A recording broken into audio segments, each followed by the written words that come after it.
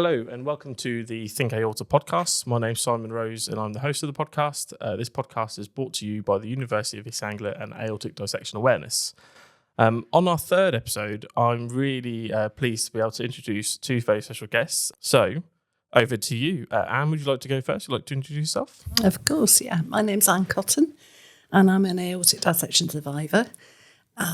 Very fortunately diagnosed in A&E 9 years ago. Before that, I was a primary school teacher, mother of 4 children, and life was busy. So we're now going to move to Martyn. Nice to meet you, Martyn. Hi, yeah. I'm Martyn Bell. I've had an interesting journey through my profession. I qualified as a doctor at the age of 49. Before that, I was in engineering and then molecular biology at the universities of Oxford, Montpellier, and then Birmingham before. It's great to have you both here, and it's really nice to have obviously Anne as our patient kind of group, and then obviously Martyn as our healthcare professional. So, what is actually really interesting speaking to you, Anne, is I know there's gaps in your memory, and we're going to come on to that in a minute, and actually hopefully Martyn can fill in some of the gaps. But what is actually surprising to say is actually you've not really had this conversation before, have you, in terms of... We've never had this conversation. No, so this is the first time... This is the first time we've met. It's today at breakfast, and we've had a bit of a chat, getting to know each other, a bit of our backgrounds. Yeah. But we haven't actually launched into the what happened when I got to hospital conversations. So this is new to me. I know. And what a platform to do it on as well. Not just a breakfast conversation, I must say. Can I just say what a privilege it is to finally meet Martyn? We've kept in touch over the years. Yeah. My parents managed to find out his name, and somehow we managed to find out each other's email addresses. And about once a year, I drop him an email to say I'm still here. This is what's happened this year, because it's been a fairly eventful 9 years. What I'd like to do now is take us back to your dissection. So are you okay to wind back the clock a bit and say, you know, where were you? When was this dissection? Give us the start of the story for the listeners. I went away for a bank holiday weekend at the beginning of May in 2015, and I travelled down to Devon from where I live in Warwick for a weekend at a retreat centre. It happens to be a Christian retreat centre called Lee Abbey. And on my own, very brave, I'd been separated and then divorced over the previous 4 years. Quite a traumatic time, and I had really struggled with it. So you needed the break. I needed a break. Yeah. Encouraged to do it. My closest friend looked after my youngest, who was currently doing her GCSEs, and so on and so on. So I went down, Friday night, arrived exhausted. Saturday morning, got up, got involved in various things in the morning. And at lunchtime, I had a very distinctive point where something felt really wrong. Couldn't say what, but I suddenly felt incredibly ill. I had a history of very bad headaches, migraine level, and that is what happened. I had these shooting pains up into my skull, down in my back. I felt really unwell. We finished lunch because I was with a group of people I didn't know, and I went outside for a bit of fresh air, wandered around a bit and felt awful, so decided to go to bed. Took myself to bed in my little room that I was being hosted in, and I don't know if I slept or not, but about an hour later I felt 10 times worse and very frightened. I had this instinct that something was terribly, terribly wrong. So I got myself together, I packed my handbag with my phone and my charger and went to the desk of the place that I was staying at. And for the first time in my life, I said to them, "Can you call an ambulance? I think I might be having a heart attack." At that point, I now had pain radiating down my arms, and in my very simple knowledge of first aid, that was a clue. Yeah. And I just said, "I really feel absolutely awful and something's very wrong." And they did. They called an ambulance, and these 2 burly firemen arrived on motorbikes who were advanced paramedics, because Devon is quite rural. Yeah. They said, "Don't worry, there's an ambulance coming. Up until that point, did you... So you said you obviously had migraines before. Did you think it was like a severe migraine or what?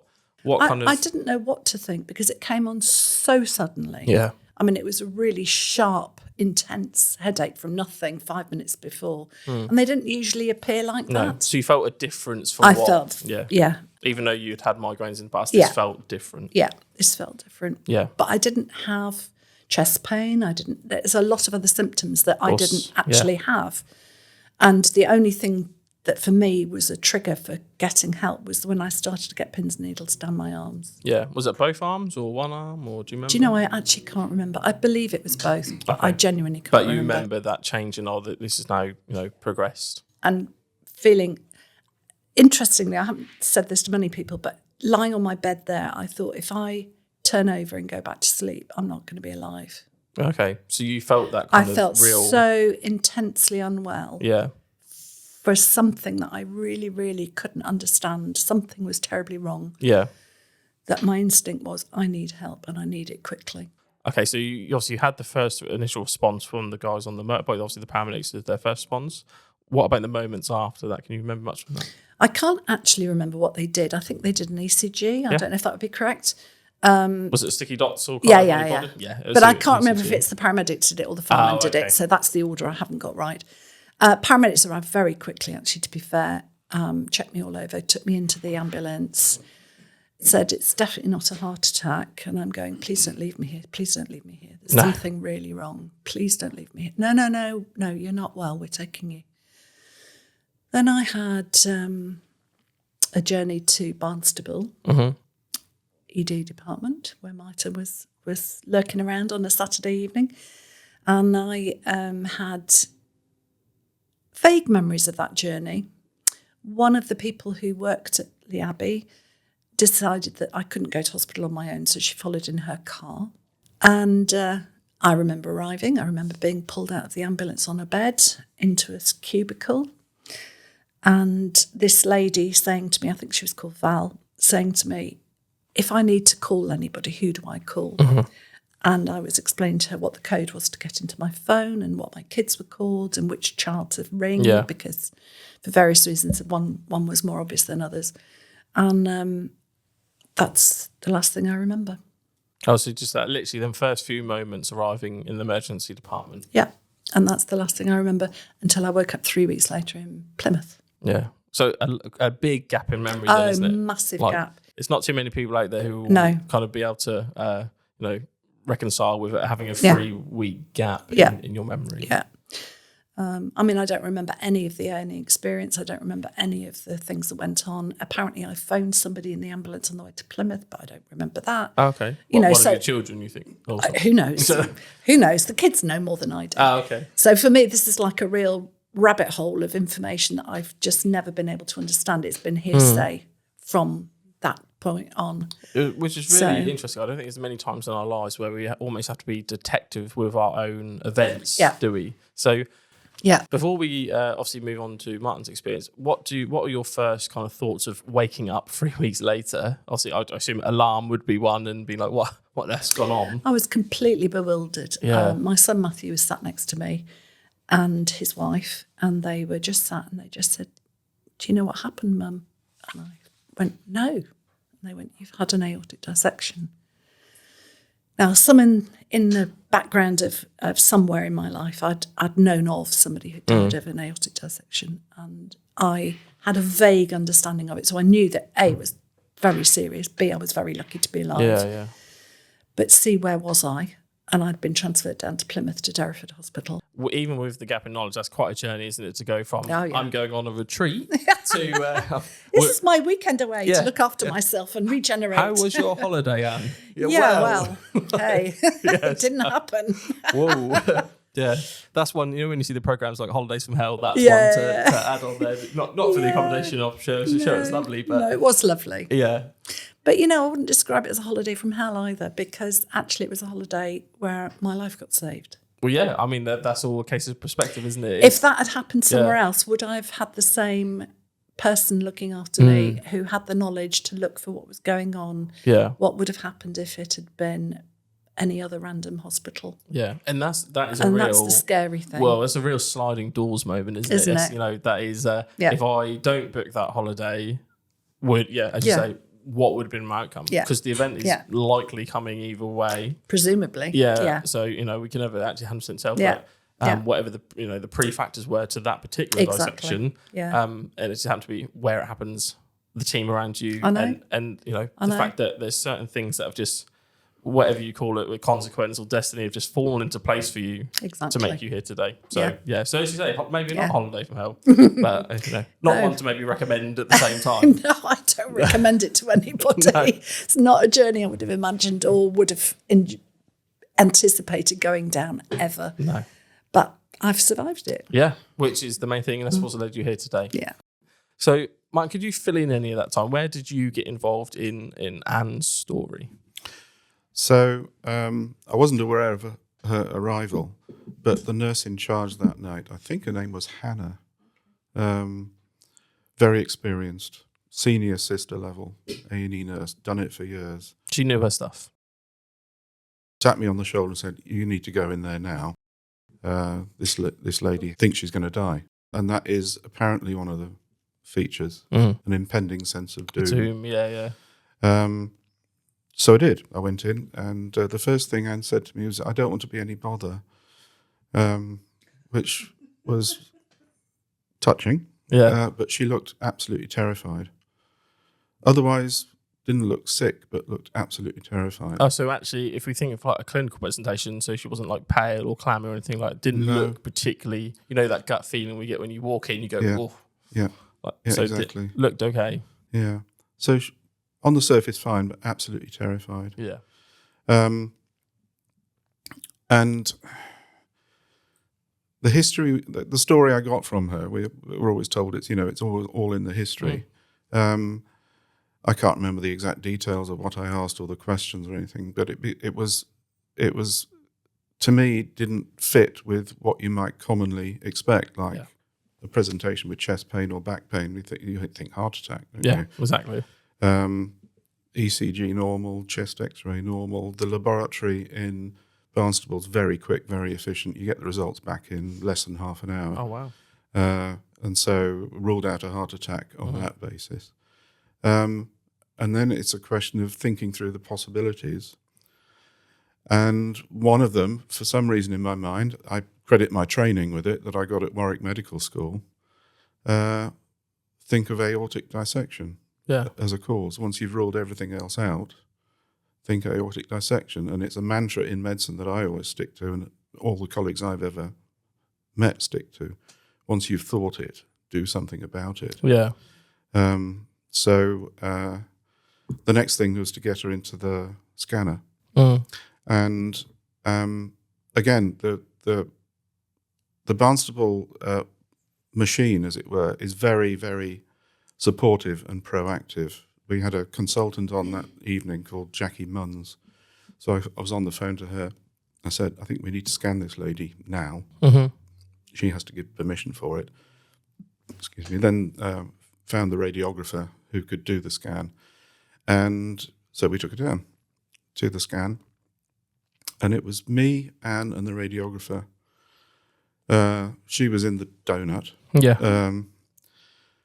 I was in the control room with the radiographer. And as soon as we went down to the heart in the scan, we could see it. Yeah, as soon as that image is appearing. And it's called the tennis ball sign. It's where the lining of the aorta at that point has peeled away from the lumen into the lumen. And it actually looks like a tennis ball, and viewed end on. Yeah. And it was also big, so there was clearly something. It ballooned. It was. So there was clearly something going on, and I had pins and needles all over. I thought, oh my God. Had you come across dissection before at that point in terms of that kind of primary diagnosis? I've seen 3 in my career. Yeah. The first was a young man in his early 30s who the GP had sent into A&E. This was in Ireland where I worked at the time. And he just presented a simple indigestion. Oh, yeah. And that's the difference. That's part of the problem. Yeah. Is there such diversity of presentations? So and the third case I saw was in Gibraltar, an elderly man who had the same thing. He had this sudden onset, oh my God, I'm going to die. And he had a type A dissection as well. So, and then you get presentations which are all shades in between those two extremes, from something very insidious like a dyspepsia to the sudden onset of, this is it, Yeah. I'm leaving this world. It's trying to tease out what the truth is, think of the possibilities. Yeah. In A&E, the mantra that all us registrars had, think of the worst thing it could possibly be, Yeah. and then prove yourself wrong. Yeah. So after the scan, it was back to the resus room. We went to scan from the cubicle to the scan, and then it was resus room. And the consultant phoned me up and said she had the report of the CT scan, which I knew the result anyway, because it was a type A dissection from the aortic root, and it went right down into your pelvis. Really? The internal iliac arteries. Yeah. So that's, in terms of length, that is big. You wouldn't get bigger. No. But in your case, it spared every major organ on the way down, apart from slightly inhibiting your left kidney. Why do I'm remembering all this anyway? To be fair, that is pretty incredible itself, isn't it? You've got a tear of the aorta, which we know is the major vessel feeding all these major organs, but actually somehow it spared the majority. Yeah, which is pretty significant. And then the problem became, let's get her to the place that she needs to be.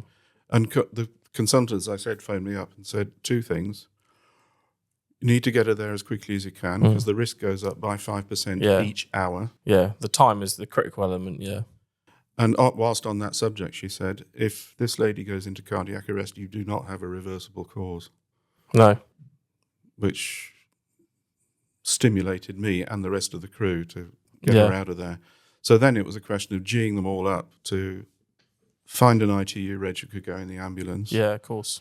And these things take time in hospital. I don't think people always understand that these aren't like and they're there. There might only be one in the hospital or something like that to send. There I was in the rest. I was seething. You need to get her out of here. You need to get her out of here. And endless delays. This line gets caught up on the stretcher, and you know yourself. Yeah. Or the defib falls off the end of the trolley, or something. Even just because obviously waiting for an ambulance as well can be challenging. Like, the ambulance services now, when you had your dissection, technically you would have been classified as a category 3, which, because you're in a class as a place of safety, is not actually that urgent. It's now a category 2, which is there's only 1, 2, 3, and 4, so it's up higher. But the top category is cardiac arrest, which is category 1. But so even now with our transfer policy we have in place between institutes, it's a category 2. So it's still, you could be waiting a little while. The main delay was in getting the ambulance was there fairly promptly. It was sorting out ITU and the blood pressure control for the trip down. And I think we finally got you out of there at 5 a.m. So what time did you arrive? What kind of window are we talking about there? Do you remember? 5 to 6 hours, as I recall it. Which actually, in terms of, having spoke to a lot of patients now, that's actually quite a good window of time. I know obviously we look at mortality and every hour that goes by increases, but, going to like the dissection conference and speaking to people who've had dissections from across the country, we've definitely heard, both of us had stories of lot bigger windows than that, haven't we? Much bigger windows. A couple of days they've been waiting and then recognise. So the fact that your journey is kind of, identified quickly, CT, transfer in 6 hours is probably one of the better stories we often hear. And then, so loaded up, out the door, and we all went. And then the chief nurse said, quick cup of tea, and then there's a broken thumb in cubicle 6. To minors. Oh, bless you.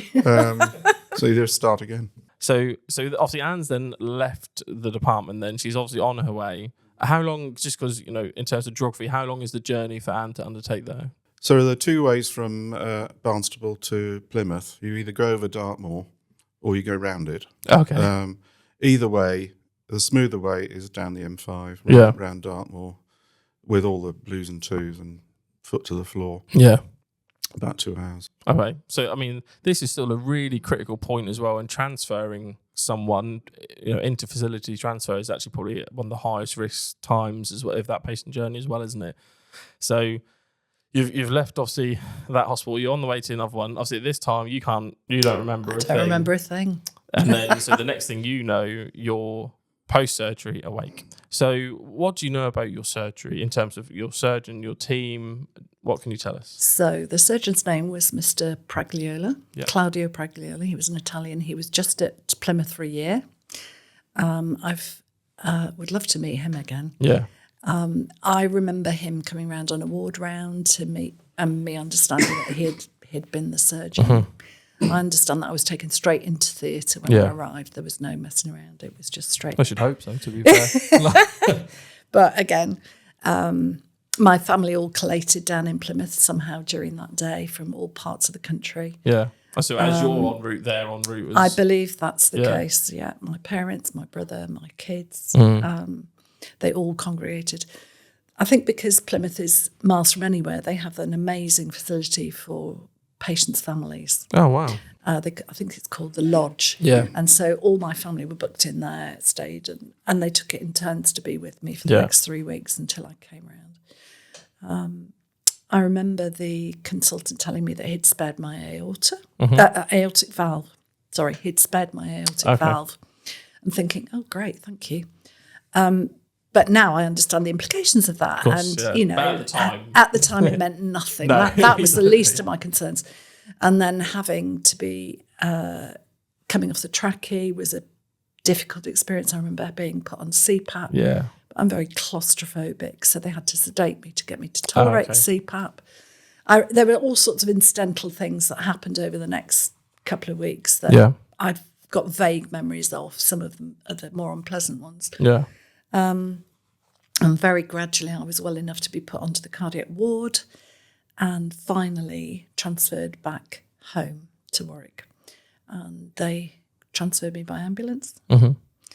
And I remember sleeping my way up the M5 on a bed and realising all the places I was going past at some point, with a crew that just looked after me all the way home. Yeah, and that must be quite a journey as well It's 5 hours. From Plymouth to 5 hours. to home. Your first experience of post-hospital, post-surgery in terms of the outside world, is that quite a long journey? Yeah, it was. I mean, they were lovely. Yeah. Very kind.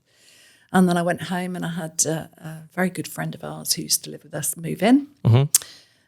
She's a university lecturer and it was exam time. It was the 2nd of May when I dissected. Oh, wow. So we were now into June. Exam time, she was marking, she just moved in. Yeah. She became my helper, if you like. Yeah, your support whilst you were recovering. My youngest daughter moved home after a couple of weeks. She was had been scooped up by a very close friend of mine because she was doing her GCSEs all through this time. So this is where this is impacting on the ripples of your dissection is impacting families. Exactly. So she moved back home and then gradually life very, very, very slowly came back together. And so let's look at, obviously this is now, what are we now, was that 2015? You said? 2015. So we're now, obviously, many years down the line. How has the journey been since for you? Because I know there's been other stuff, but obviously this isn't a one and done for Anne. No. This is the start of a different journey for you. Yeah. And I think the thing to say is that for some people it absolutely is. Yeah. Type A dissection, surgery, time off work, back into work, slightly different lifestyle, and everything's fine.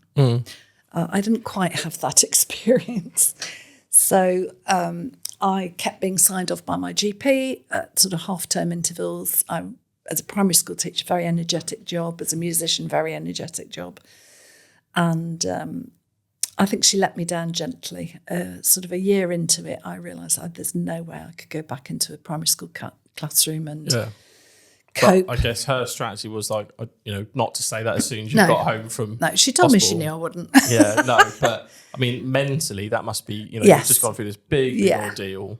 Yeah. And then, to be told your career is done as well, it's quite would be quite impactful. So I definitely get why she is there. And I was 52 at the time, so for me to have even thought about stopping work would have been really bizarre. So I had this sort of experience of improvement over that year and then thought, life's better. I didn't choose to take ill health retirement because I thought I'd be going back and doing supply teaching on the odd days that I could manage it.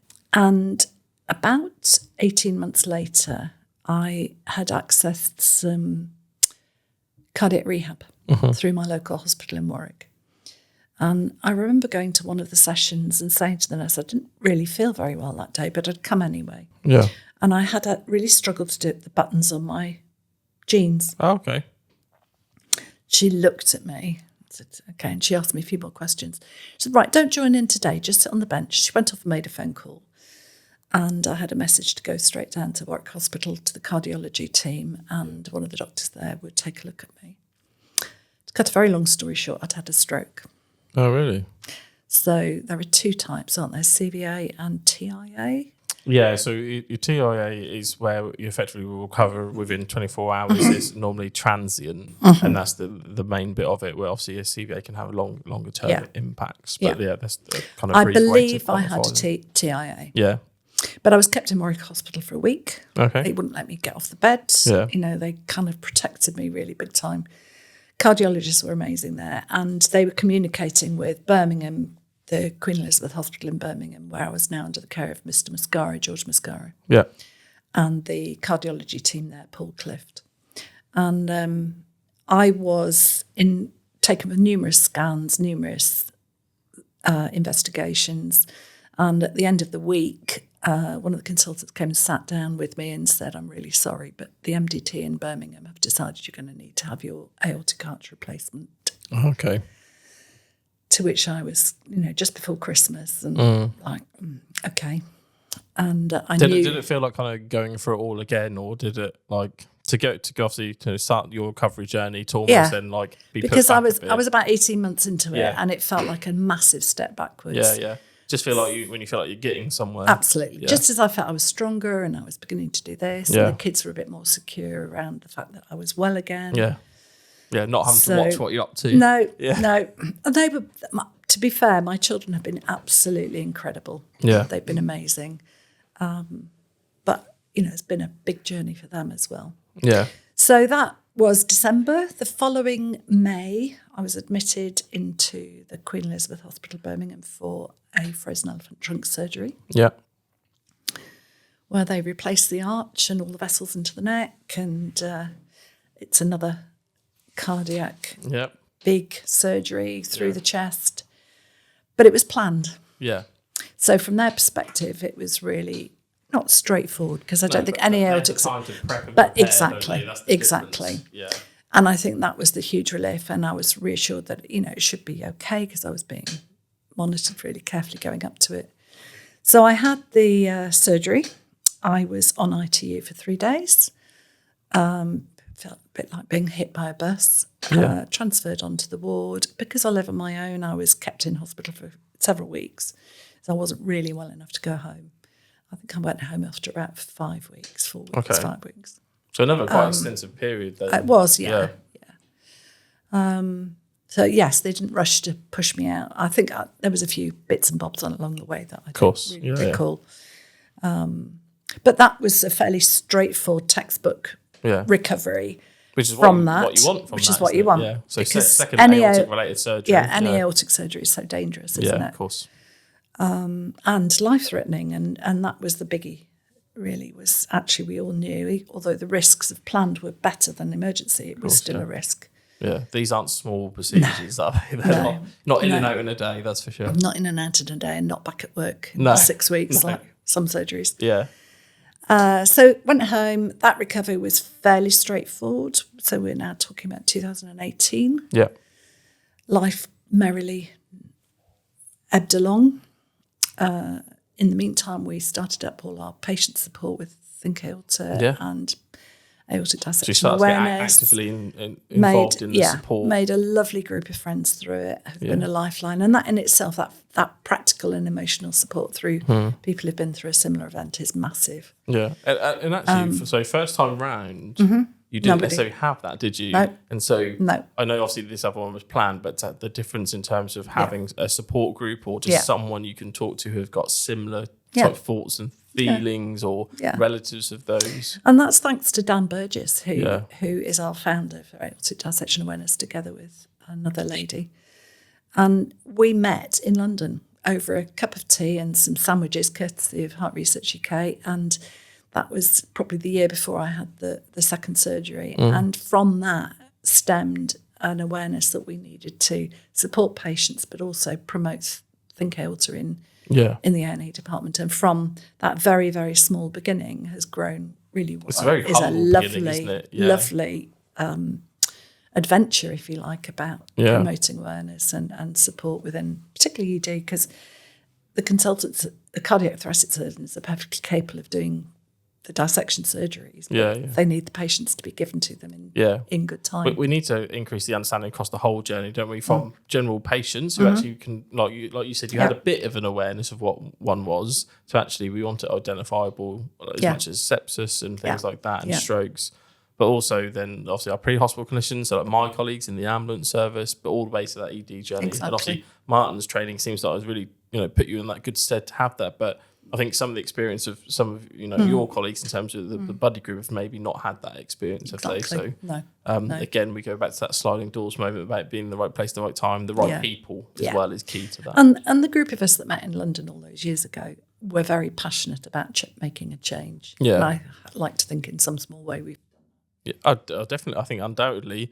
And actually, like, as a healthcare professional, I've said a lot, like my training is often very clinical. We learn skills, we learn, consultations, and sometimes you lose sight of the centre of that, which is patients. And so what should be driving change should be the patient voice. And actually, I think that's one thing. And I think that's what we've done. Yeah, that's one thing that the charity has really done. I think it's been so evident is that the change that has been created has been driven for patients by patients. And then just had people like myself and obviously other people just help along the way. More than help. Yeah, well, but that's how it should be. Yeah, we want positive change. Everything should fall back to our patients, and no matter what, this is talking about dissection, but that could be related to any major condition or any long-term condition as well, couldn't it? Yeah. So my story continued though, unfortunately. It's important to say this is not unfortunately the last of your surgeries, is it? No. So again, another couple of years rolls by.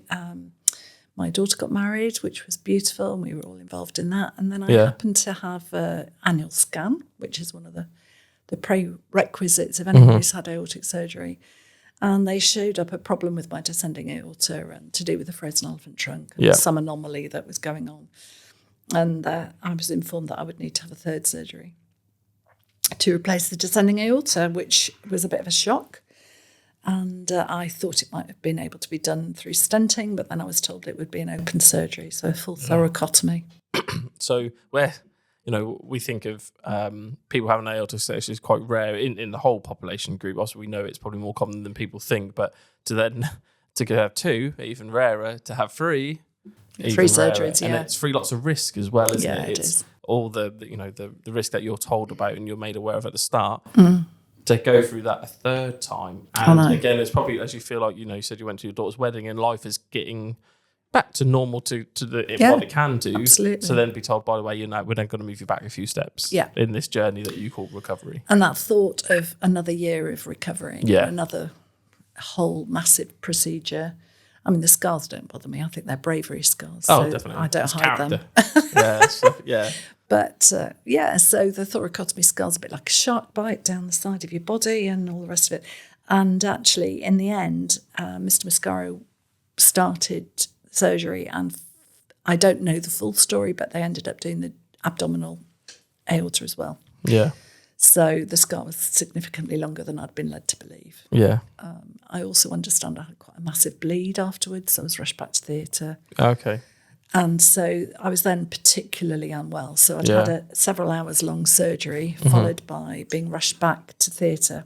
Yeah, so where your second surgery had gone quite smoothly, this one not so much. Yeah. I think the surgery itself did, but it was the after effects and then being rushed back to theatre and my kids being told, Mum's back on ITU, but actually she's going back to theatre. Yeah. And not hearing anything for several hours. And I think the risks are different. They're still very similar, but they're different with descending because descending aorta feeds the spine. Yeah. There's the risk of paraplegia and all of this sort of thing. And I knew all of that going into it. So I was very, very frightened by it. Yeah. But I also had to trust the surgery team that was looking after me, and Birmingham is one of the top centres in the country. Yeah. I knew it was the right place to be. Yeah, it's probably important to add, like, these are really they're multidisciplinary teams, aren't they? They're highly effective at what they do, but as much as they could be the best surgeon in the world, there's still fear there, isn't there? Of course there is. That's only natural. Oh, yeah. We're human, aren't we? Well, they don't know if something's going to go catastrophically wrong, and it wouldn't necessarily be their fault in any way. It's just that your body's just done something. So I had a quite a significant amount of time unconscious in a coma following that third surgery, and my first memory from this one was my same son actually sat there by my bed in Birmingham saying, "You've been in hospital for 6 weeks, Mum." So you were comatose for 6 weeks post-surgery. So 3 weeks the first time around in terms of your memory gap, but this one even greater, to have 6 weeks of effectively missing from your life. Were you more disorientated, would you say, when you woke up from that one? Yeah, I was. I mean, there's a known... people in a coma, you have these hallucinations and things like that. And I remember the first time round those as being very, very, very frightening. And, you know, I could have described some of the scenarios to you happily for a long time. Third time around, I think probably my body was aware of it in a bizarre kind of a way, because I don't recall them as being as frightening.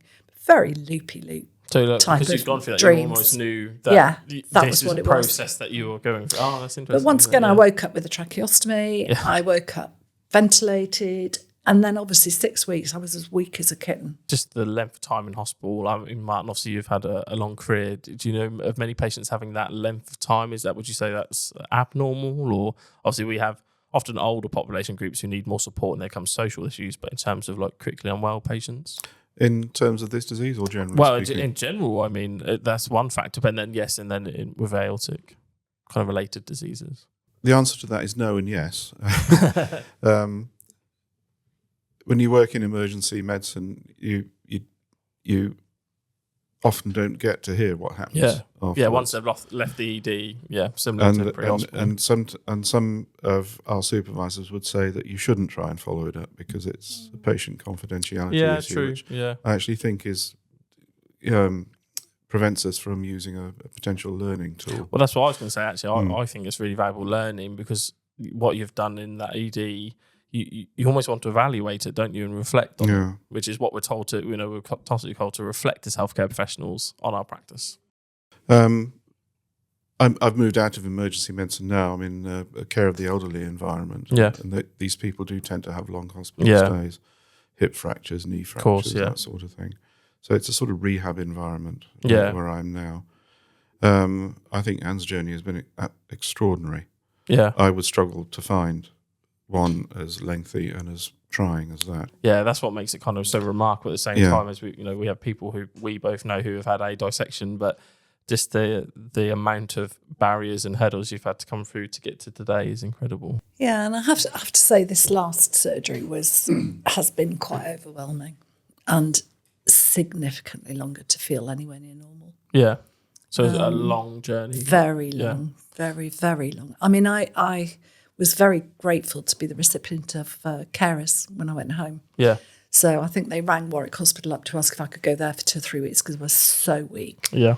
And they said, well, actually, we have a rehab care team. But it was a support. It was carers 4 times a day for 6 weeks on the NHS. Yeah. In fact, they came for 8. And they were outstandingly amazing. It meant I was in my own home. I was still living on my own, but various different people. The kids arranged for different people to come and stay for a few days just to be around. But the carers were in 4 times a day. I'd got a key safe. They would help me get out of bed because I couldn't get out of bed on my own. It shows the values of them care teams, though, doesn't it? Oh, my goodness. They were amazing. We have problems in the NHS around, obviously, hospital flows and ambulance waiting outside, but without them care teams, that only gets worse, doesn't it? So that it shows the value of They were incredible. And very, very gradually I picked up enough strength to start doing a bit more for myself. And that was the whole point of them, was that by the end of it I was making my own lunch or making my own this. But to start with, it was an absolute godsend because I wouldn't have got downstairs without them. No. Whereas they would be able to take me down and then take me back up at lunchtime and have a sleep. Yeah. So it was a very precious time, actually, and I'm deeply grateful for that team because they were a lovely, lovely bunch of people. Yeah. And so that was great. And then it really has been a slow recovery this time around. I mean, that first year was grim. The first time round was hard work. Yeah, But this one, really particularly so. I didn't drive for 9 months and things like that. But look at me now, I'm fine. Yeah, well, I'm not fine. Actually, but like, how are you now? That is kind of the next question. You are now, from your first dissection, we're now talking kind of 9 years. 9 years. Yeah, so we're talking 9 years. That's quick maths, wasn't it? 9 years. So I think it shows, though, the journey you've been on. But how are you today? Like, how has your life changed, I guess? Oh, gosh. Obviously now retired, is for one. Yes, I'm deeply grateful to be alive. Yeah. And with everything that's gone on and the rapidity of it, it happened so quickly to have the 3 surgeries. I think some people do have all these surgeries, but it's quite a rare group within our patient group to have somebody who's had all 3 surgeries, or 4 surgeries if they were done descending and abdominal differently. So I'm rare from that point of view, and I'm rare from the point of view that they have not found any genetic cause for me, which has also been quite surprising.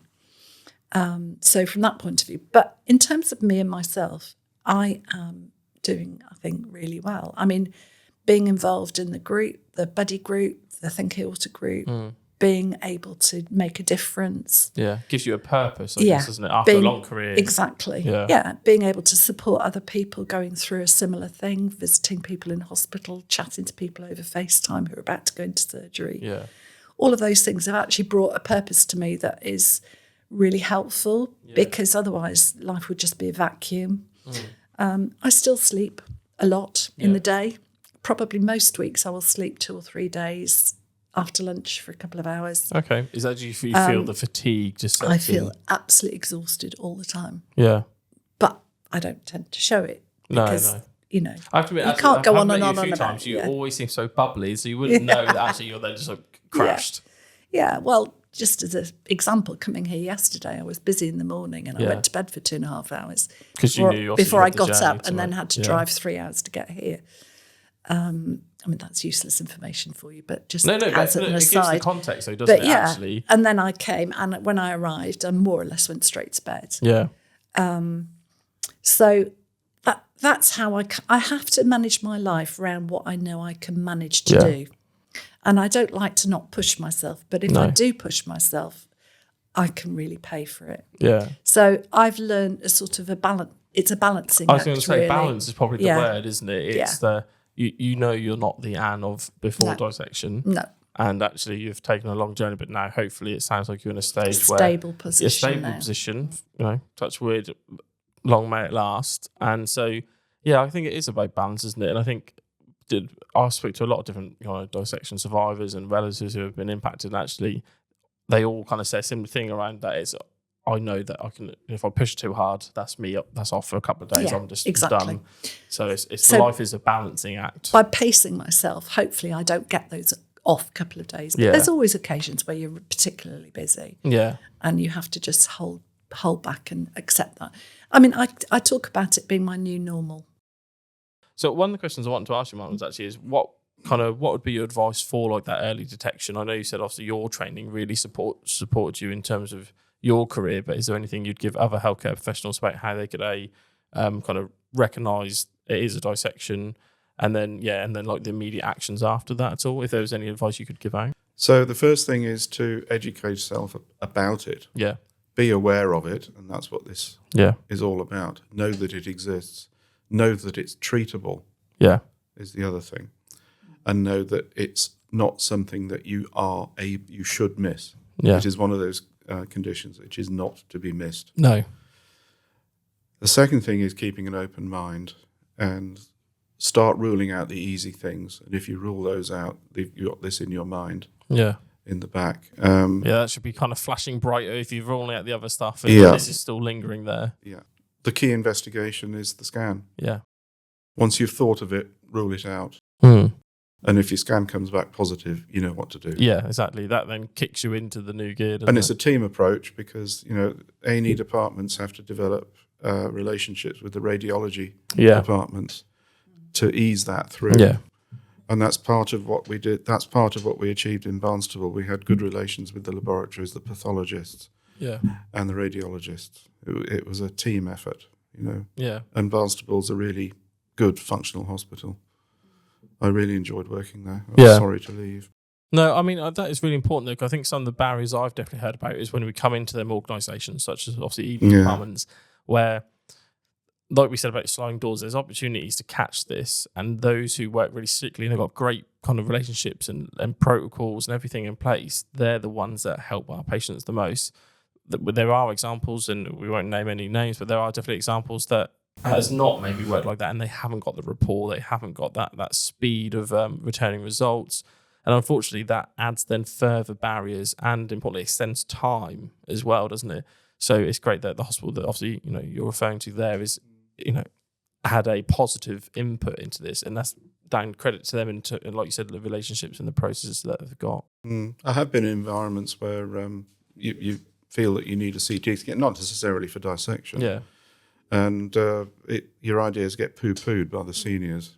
Yeah, like unfortunately too many. So there needs to be open-mindedness. Yeah. And a CT scan, should be approaching the point of it being a default investigation. Yeah. Where the suspicion is even a sniff. Yeah. And luckily we've now got, as the kind of time has gone on, we've now got like best practice guidance. We've obviously got the Royal Colleges have got together and said, actually, this is best practice. And so we have got more evidence saying that, but it's then how that's implemented in emergency departments and, as you say, the relationships between departments as well. But at least now we have some fallback onto, we are recognising this is best practice. And then, like you said, that should be almost the default. So if you suspect it, CT.